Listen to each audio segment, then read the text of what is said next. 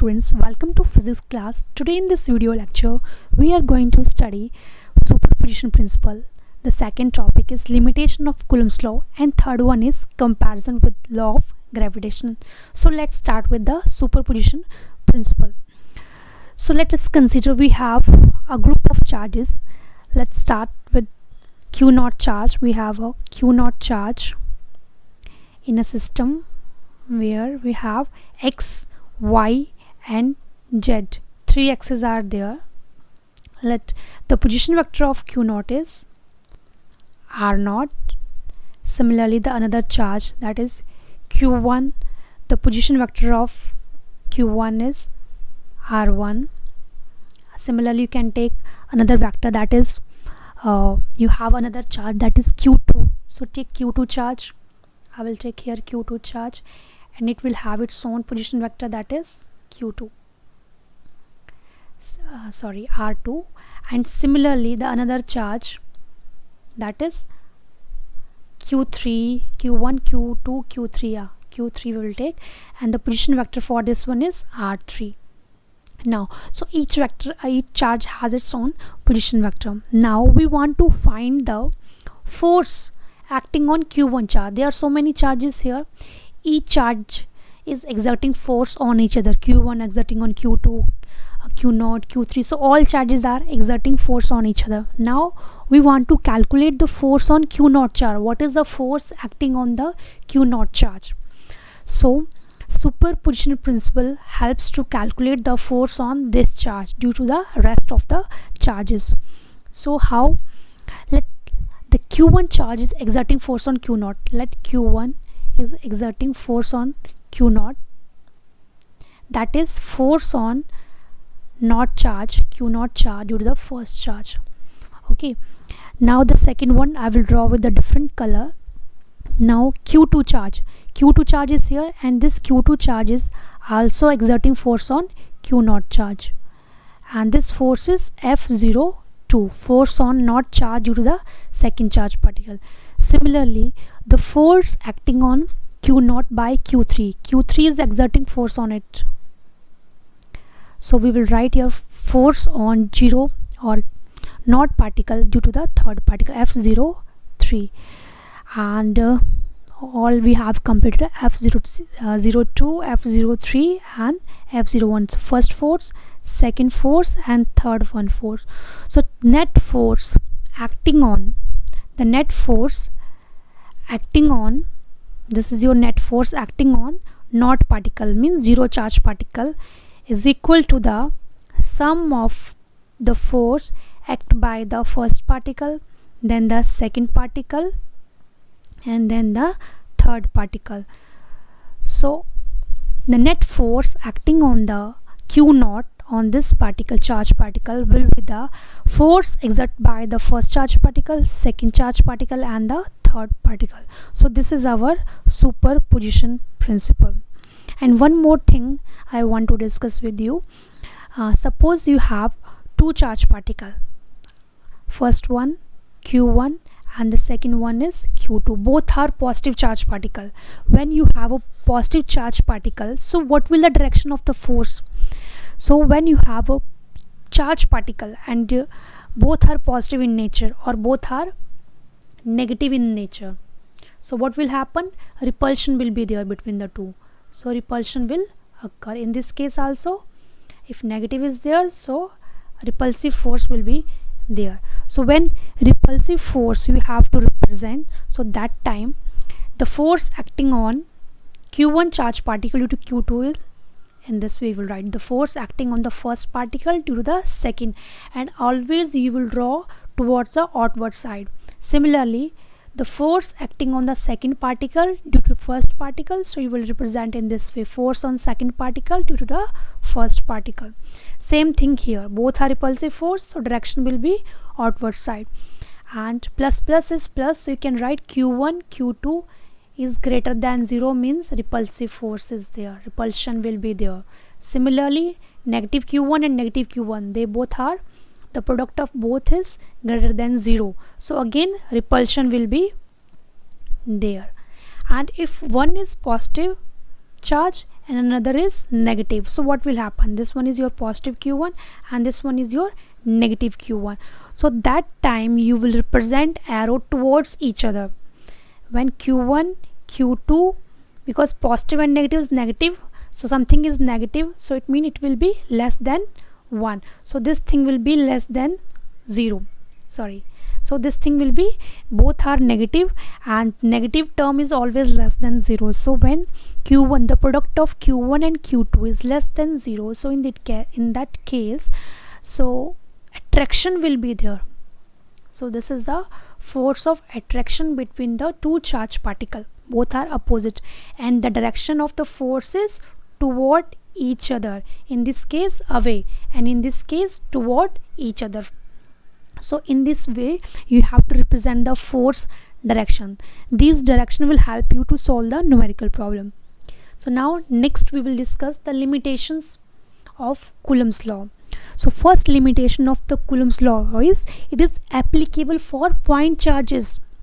It is not applicable for big charges. Applicable for only point charges. So now what do you mean by point charges? Point charges mean the distance between the charges is very large as compared to their size. Suppose you have 2 point charge and this is your q1 and this is your q2. So the distance between these two charges, this r distance should be very greater than the size of the charge. So what is charged particle? On this earth, suppose earth you have and one person is standing here. So for that earth, the earth radius is very huge, very large as compared to the size of the human being or size of a person. So you can consider a human body as a charged particle as compared with the size of the earth. Similarly, you can consider if you have a very small particle, like you have 2 small balls, okay, small balls, and you place these 2 balls at a distance of 1 kilometer. So as compared to the size of the ball, this distance is very large. So we can consider these 2 balls as a point charge, okay, point mass. So point mass or point charge is that thing whose size is very small as compared to the distance between the two. So first limitation is it is applicable for only point charges. Now next we will discuss it is applicable for only stationary charge. Second limitation is applicable for only stationary charge. It is not dealing with the moving charge. So this is the second limitation of Coulomb's law.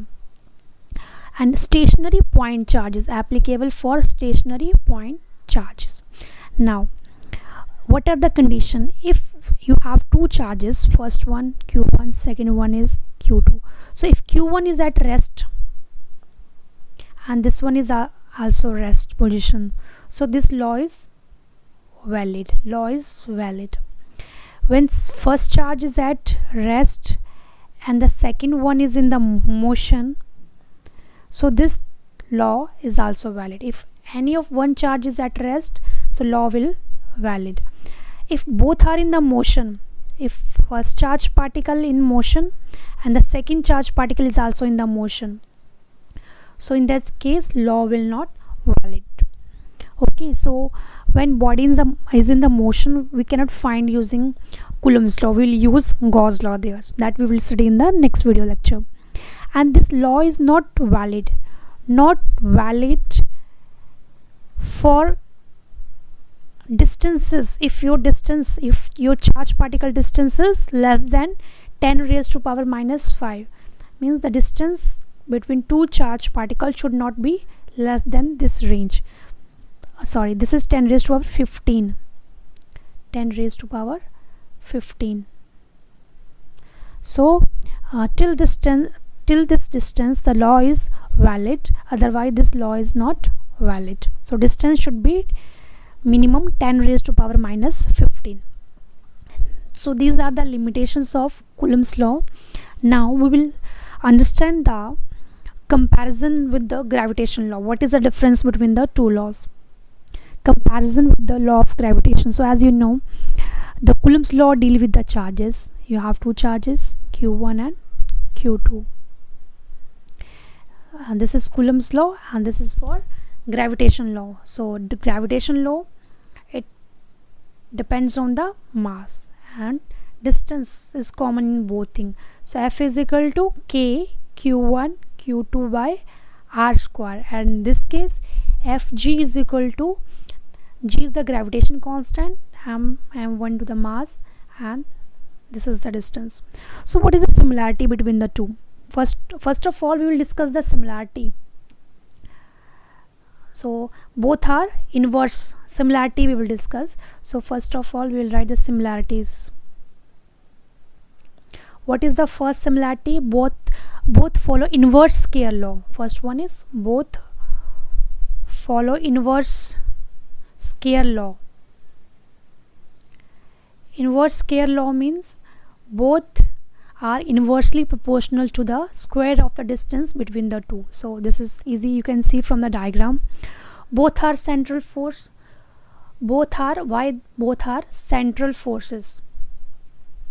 Central forces we call them because both are acting at the center of the body.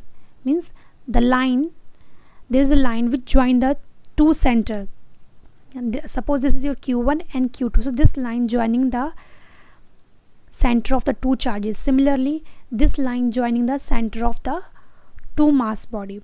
So the force is these both forces acting along the center. The line which joining the center of the two bodies, along that line the force is acting.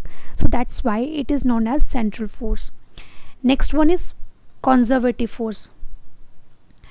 Conservative force means the work done during a trip, during a round trip is zero, is equal to 0. Means when a body is moving in a circular path, and if starting point and the final point is at the same position, and that time if work done is 0, so your force is conservative force. So electrostatic force of attraction and gravitation is your conservative force. Friction force is your non-conservative force. So these are the similarities. Now we will discuss the difference between the two. So next thing is difference. So let's start the difference between the two. So of attraction, it can be repulsive and attractive. And what about the second one? This is always attractive. Gravitation force is always attractive in nature. The second point is the electrostatic force of constant is 9 into 10 raised to power 9, and for this one is G value is 6.67 into 10 raised to power minus 11 Newton meter square per kilogram square, and for this one is Newton meter square per Coulomb square. And third one is F is electrostatic force of attraction is greater than this one. So always electrostatic force is greater than this one. So why this force is greater than this one? If you compare the two formulas, first one is F is equal to K Q1 Q2 by R square, and the second one is F is equal to G, the mass of body is m1 and m2 by R square. So if you see the gravitation constant for this value is 9 into 10 raised to power 9, that is very huge value, and for gravitation constant values very small, that is in the negative, 10 raised to power minus 11. So that's why always the force of electrostatic force of attraction is always greater than the this force of gravitational. So this is the comparison between the law of gravitation, and these all are very important point. Dear students, if you like my video lecture, so don't forget to subscribe my channel, and if you want more updates, so I will make more videos, and don't forget to subscribe channel for getting more updates.